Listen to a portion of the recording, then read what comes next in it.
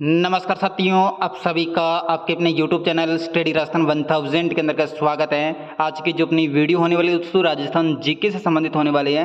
Rajasthan GK में दोस्तों जितने भी पिछले एग्जाम में यानी कि जितने भी प्रीवियस ईयर के अंतर्गत आरपीएससी या फिर आरएसएम एसएसबी के द्वारा जो क्वेश्चन पूछे गए उन क्वेश्चनों के बारे में अपन लगातार इस सीरीज में चर्चा कर रहे हैं। और आज की वीडियो नंबर दोस्तों अपने 139वें नंबर की वीडियो है। टॉपिक की बात करें दोस्तों, अपना टॉपिक चल रहा है राजस्थान की नदियों से संबंधित। और राजस्थान की नदियों से संबंधित अब तक अपन ने 77 क्वेश्चनों के बारे में डिस्कशन कर लिया है, ठीक है। और आज की इस वीडियो में अपन 14 क्वेश्चनों के बारे में डिस्कशन करेंगे। और आप राजस्थान से रिलेटेड किसी भी एग्जाम की तैयारी कर रहे हो, चाहे रेट मेंस हो या बीएसटीसी या फिर डीएलएड या फिर दोस्तों राजस्थान पुलिस सीएटी वगैरह कोई भी एग्जाम दोस्तों राजस्थान से रिलेटेड जिसमें राजस्थान जीके अगर क्वेश्चन पूछे जाते हैं तो ये वीडियो आपके लिए बहुत ही शानदार होने वाली है, ठीक है।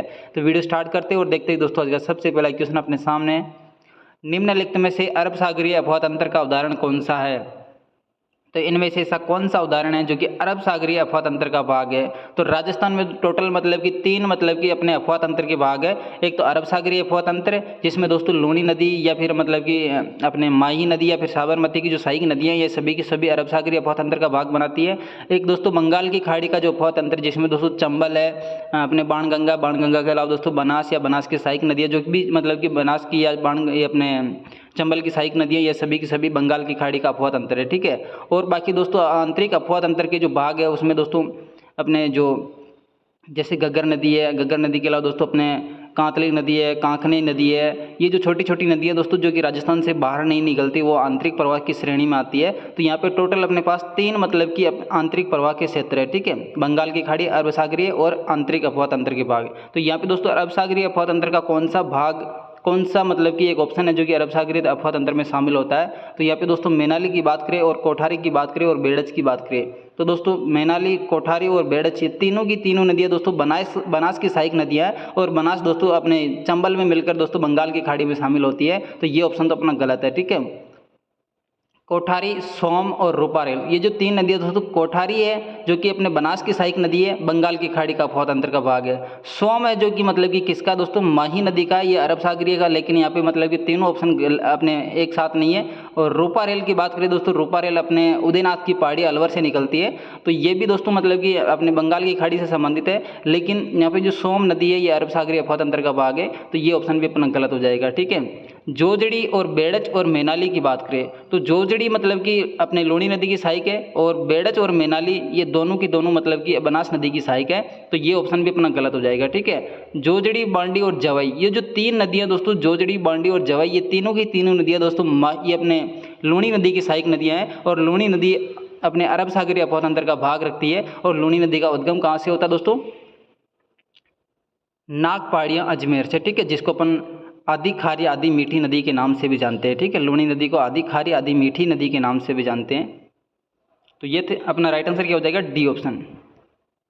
नेक्स्ट देखिए, निम्नलिखित में से कौन सी नदी राजस्थान से होकर नहीं बहती है? तो इनमें से ऐसी कौन सी नदी है जो कि राजस्थान में होकर नहीं बहती है? तो यहाँ पे अपन इसकी बात करें दोस्तों, रूपारेल नदी जो कि उदयनाथ की पहाड़ियाँ अलवर से निकलती है। तो ये दोस्तों राजस्थान से बहने वाली नदी है। माही नदी की बात करें दोस्तों, माही नदी अपने डूंगरपुर बांसवाड़ा के जो खादू ग्राम है यहाँ से दोस्तों अपने प्रवेश करती है राजस्थान में और डूंगरपुर से होती हुई वापस मतलब कि गुजरात में चली जाती है। तो ये भी दोस्तों राजस्थान में मतलब कि बहती है। इसके अलावा दोस्तों लूणी जो नदी है, लूणी नदी अपने अजमेर की नाग पहाड़ी से निकलती है और दोस्तों अपने जो मारवाड़ क्षेत्र में जल की आपूर्ति करती है और अरब सागरीय अफवाह तंत्र का भाग बनाती है। लेकिन जो ताप्ती नदी है दोस्तों, ताप्ती नदी की बात करें दोस्तों मध्य प्रदेश से निकलती है और राजस्थान में नहीं बहती है ताप्ती नदी। तो इसका जो अपना राइट आंसर होने वाला दोस्तों ताप्ती नदी होने वाला है, ठीक है। ताप्ती नदी यहाँ पे अपना राइट आंसर हो जाएगा।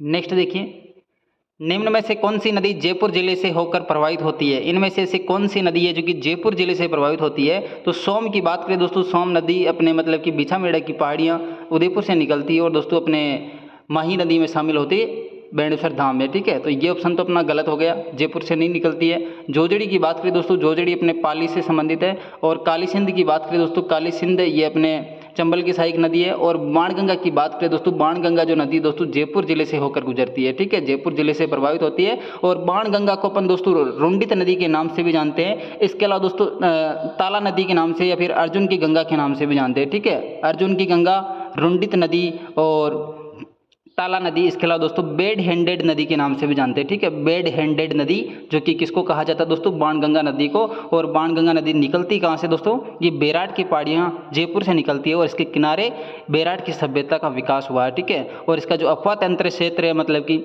जयपुर, दौसा और भरतपुर में बहती है। पहले ये मतलब कि अपने यमुना नदी में शामिल होती थी, लेकिन अभी वर्तमान में दोस्तों इसका जो जल है भरतपुर के आसपास में मतलब कि अंत हो जाता है, ठीक है। नेक्स्ट देखिए, अगर दोस्तों वीडियो पसंद आ रही तो वीडियो को लाइक कर दीजिएगा, चैनल को सब्सक्राइब कर दीजिएगा ताकि मेरी प्रत्येक वीडियो अब तक समय पर पहुंच सके। निम्न में से कौन सी नदी अपना संपूर्ण प्रवाह राजस्थान में ही सीमित है? तो इनमें से ऐसी कौन सी नदी है जिसका जो अपना संपूर्ण प्रवाह क्षेत्र है वो राजस्थान में सीमित है? तो ऐसी नदी कौन सी है दोस्तों? वो नदी है अपने बनास नदी है, ठीक है। बनास नदी का जो अफवाह तंत्र क्षेत्र है दोस्तों केवल राजस्थान में सीमित है, ठीक है। पूर्णतः राजस्थान में बहने वाली सबसे लंबी या अफवाह क्षेत्र रखने वाली नदी कौन सी है? वो दोस्तों बनास नदी है। और बनास नदी की अपन बात करें दोस्तों, ये टोटल मतलब कि 27 पॉइंट कुछ प्रतिशत है जो कि अपने राजस्थान में अफवाह तंत्र का भाग रखती है। और इसके बाद में जो मतलब कि अफवाह तंत्र का भाग रखने वाली है वो दोस्तों नदी कौन सी है? 20 पॉइंट प्रतिशत के समथिंग है दोस्तों, लूणी नदी है। और उसके बाद में दोस्तों चंबल नदी का जो अफवाह तंत्र क्षेत्र भाग है दोस्तों वो कितना है? लगभग 17.18% है, ठीक है। 17.18% चंबल का है और 20% के आसपास मतलब कि अपने लूणी नदी का और 27% के आसपास दोस्तों बनास नदी का है, ठीक है। तो सबसे ज़्यादा आंतरिक अपने राजस्थान में बहने वाले या अफवाह तंत्र का भाग रखने वाली जो नदी है वो कौन सी हो जाएगी?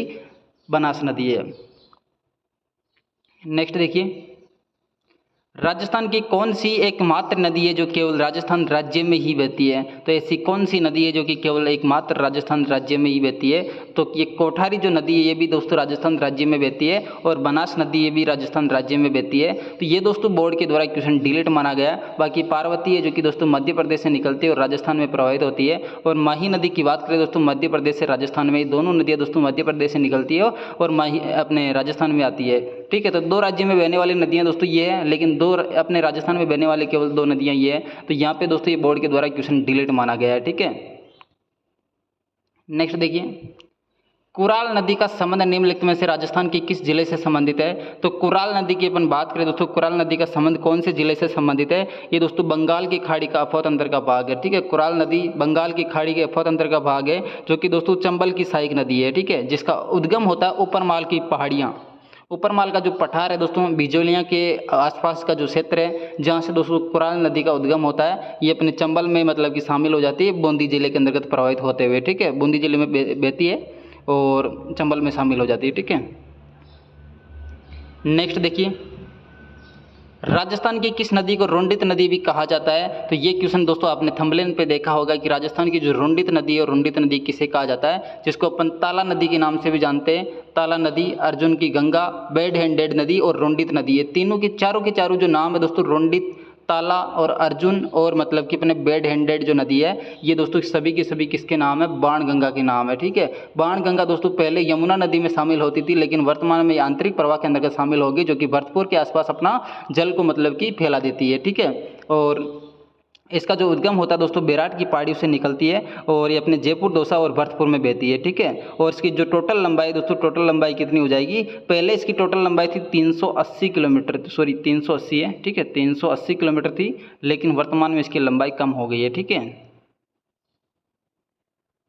नेक्स्ट देखिए, निम्नलिखित में से कौन सा नदी उत्पत्ति स्थल सुमेलित नहीं है? यहाँ पे एक तरफ दोस्तों नदी है, दूसरी तरफ उनका उत्पत्ति स्थल है जो कि सुमेलित कौन सा नहीं है, ठीक है। सोम की बात करें दोस्तों, बिछामेड़ा की पहाड़ी से निकलती है, ये बात अपनी सही बात है। जाखम की बात करें दोस्तों, छोटी सादड़ी से निकलती है प्रतापगढ़ से, तो ये बात भी अपनी सही है दोस्तों। और बाणगंगा की बात करें दोस्तों, बाणगंगा अपने बेराट की पहाड़ी से निकलती है, तो ये ऑप्शन अपना गलत होने वाला है, ठीक है। बाणगंगा कहाँ से निकलती है दोस्तों? बेराट की पहाड़ियाँ जयपुर से निकलती है, ठीक है। लेकिन जो सेवर की पहाड़ियाँ दोस्तों ये भी जयपुर से हैं और सेवर की पहाड़ियों से जो साबी नदी निकलती है, ठीक है। साबी नदी कहाँ से निकलती है दोस्तों? सेवर की पहाड़ियों से, ठीक है। तो यहाँ पे दोस्तों बाणगंगा बेराट की पहाड़ी से। और रूपा रेल की बात करें दोस्तों, उदयनाथ की पहाड़ियाँ जो कि अलवर से निकलती है, ठीक है। रूपा रेल नदी कहाँ से निकलती है? उदयनाथ की पहाड़ियाँ अलवर से। नेक्स्ट देखिए, परवन, निवाज और आहू सहायक नदियां हैं दोस्तों। तो परवन और निवाज और आहू किसकी सहायक नदियां हैं? परवन, आहू और निवाज, ये जो तीन नदियां दोस्तों किसकी सहायक नदियां हो जाएगी? ये अपने काली सिंध की नदियां, काली सिंध की सहायक नदियां, ठीक है, काली सिंध की। और जो गागरोन का किला दोस्तों वो काली सिंध और आहू नदी के किनारे स्थित है। ठीक है, दोनों का जो संगम है वहाँ पे दोस्तों ये गागरोन का किला स्थित है। ठीक है,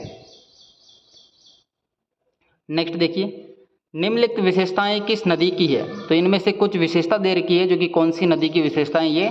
इनका उद्गम दोस्तों कुंभलगढ़ किले के निकट अरावली पहाड़ियों से होता है। ये नदी मेवाड़ के मैदान के मध्य से गुजरती है और बेड़ज, कोठारी और मोरेल इसकी सहायक नदियाँ। तो दोस्तों बेड़ज, कोठारी और मोरेल किसकी सहायक नदियाँ। ये जो अपना तीसरा ऑप्शन दोस्तों, तीसरे ऑप्शन से हमें पता चलेगा कि दोस्तों कि कौन से मतलब की नदी की बात की जा रही है। ठीक है, तो ये बनास नदी की सहायक नदियाँ बेड़ज, कोठारी और मोरेल। ठीक है, और इसके अलावा अपन दोस्तों बनास नदी के बारे में बात करें तो बनास नदी में टोटल मतलब कि 3 त्रिवेणी संगम बनते हैं। तो सबसे पहला जो त्रिवेणी संगम बनता है वो कहाँ पे बनता है दोस्तों, मांडलगढ़ के पास में दोस्तों एक बिगोद नामक स्थान है।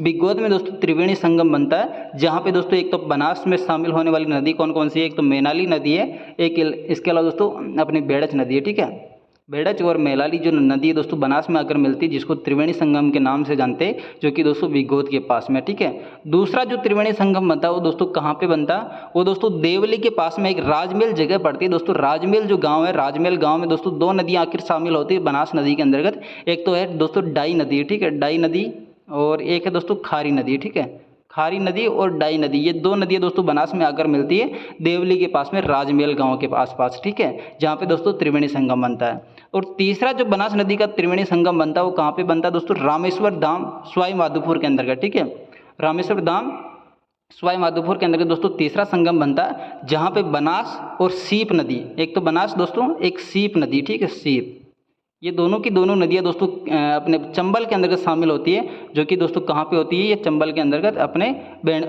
क्या बोलते हैं इसको, रामेश्वर धाम सवाई माधोपुर के अंतर्गत। ठीक है, बेणेसर के अंतर्गत सोमाही जाखम है, लेकिन यहाँ पे दोस्तों रामेश्वर में कौन कौन सी है, बनास, सीप और चंबल है। ठीक है, तो ये अपने बनास के अंतर्गत टोटल 3 त्रिवेणी संगम बनते, याद रखना। नेक्स्ट है, निम्न में से किस स्थान पर से चंबल नदी राजस्थान राज्य में प्रवेश करती है। तो यहाँ पे दोस्तों ऐसा कौन सा स्थान है जहाँ से चंबल नदी है जो कि राजस्थान राज्य से प्रवेश करती है। तो दोस्तों चंबल नदी कहाँ से निकलती है, 84गढ़ चित्तौड़गढ़ से अपने राजस्थान में प्रवेश करती है। ठीक है, 84गढ़ चित्तौड़गढ़, और चूलिया जल प्रपात बनाती है। ठीक है, नेक्स्ट देखिए, नदी जिसका अपवाद क्षेत्र सर्वाधिक है। तो यहाँ पे दोस्तों ऐसी कौन सी नदी जिसका अपवाद क्षेत्र सर्वाधिक है, तो ये नदी हो जाएगी बनास नदी, जिसका 27% अपवाद क्षेत्र है। और चंबल की बात करें दोस्तों, चंबल का जो अपवाद क्षेत्र वो कितना हो जाएगा, 17.18%। ठीक है, 17.18% है। और लोनी की बात करें दोस्तों, लोनी नदी का जो अपवाद क्षेत्र वो कितना हो जाएगा, वो है 20 पॉइंट कुछ प्रतिशत। ठीक है, 20 पॉइंट कुछ प्रतिशत, जो कि लोनी नदी का अपवाद क्षेत्र भाग है। बाकी साबरमती की बात करें, साबरमती का 2 पॉइंट कुछ प्रतिशत भाग है। और अपने इसके अलावा दोस्तों माही नदी की बात करें, माही नदी का लगभग 9.8% के समथिंग माही नदी का अपवाद क्षेत्र भाग है। ठीक है, तो सबसे ज़्यादा किसका हो गया, बनास नदी का सबसे ज़्यादा अपवाद क्षेत्र भाग है, जो कि 27% है। उसके बाद में दोस्तों लोनी नदी का जो कि 20 पॉइंट कुछ प्रतिशत है। उसके बाद दोस्तों चंबल नदी का 17.18% है। उसके बाद दोस्तों माही नदी का 9.8 है। और फिर साबरमती वगैरह छोटी छोटी नदी आ जाती है। ठीक है, नेक्स्ट देखिए, बेड़च नदी का उद्गम स्थल कौन सा है। तो बेड़च नदी की अपन बात करें, थोड़ी सा इसको डिटेल से अपन डिस्कशन कर लेते हैं। बेड़च नदी का जो उद्गम स्थल है दोस्तों, वो उद्गम स्थल कौन सा हो जाएगा, ये दोस्तों बंगाल की खाड़ी का अपवाद अंतर का भाग है। ठीक है, जो कि कहाँ से निकलती है दोस्तों, गोगुंदा की पहाड़ियों से निकलती है। ठीक है, और ये जो पहले मतलब कि बेड़च नदी है, ये दोस्तों आहेड़ नदी के नाम से जानी जाती है। ठीक है, आहेड़ नदी, आहेड़ नदी के नाम से जानी जाती है शुरुआत में। और उसके बाद में दोस्तों मतलब कि उदय सागर झील में गिरती है। आहेड़ नदी के नाम से दोस्तों ये उदय सागर झील में गिरती है, और उदय सागर झील से वापस जब निकलती है तो इस नदी का नाम क्या हो जाता है, बेड़च नदी है। ठीक है, और आहेड़ नदी के किनारे दोस्तों आहेड़ सभ्यता स्थित है। ठीक है, जो कि कहाँ पे दोस्तों, उदयपुर के अंतर्गत है। और इसके बाद में दोस्तों जो आहेड़ है ये बेड़च के नाम से चली जाती है, और बेड़च मतलब कि आगे जाके मैनाली के साथ में बनास में शामिल हो जाती है। ठीक है, जहाँ पे मतलब कि त्रिवेणी संगम बनता है। नेक्स्ट देखिए, आज का अंतिम क्वेश्चन है दोस्तों, राजस्थान में चंबल नदी की सबसे बड़ी सहायक नदी कौन सी है। तो चंबल नदी की सबसे बड़ी सहायक नदी कौन सी हो जाएगी, बनास नदी है, जिसको अपन वशिष्ठी नदी के नाम से भी जानते हैं, वशिष्ठी नदी के नाम से भी जानते हैं, वन की आशा और वर्णाशा के नाम से भी जानते हैं। ठीक है, वन की आशा, वर्णाशा, वशिष्ठी, ये सभी के सभी नाम किसके दोस्तों, बनास के नाम है। ठीक है, बनास के नाम है, जो कि चंबल की सबसे बड़ी सहायक नदी है। तो ये थी दोस्तों आज की वीडियो। अगर वीडियो आपको पसंद आई तो वीडियो को लाइक कर दीजिएगा, चैनल को सब्सक्राइब कर दीजिएगा ताकि मेरी प्रत्येक वीडियो अब तक समय पर पहुंच सके। Thanks for watching, see you again.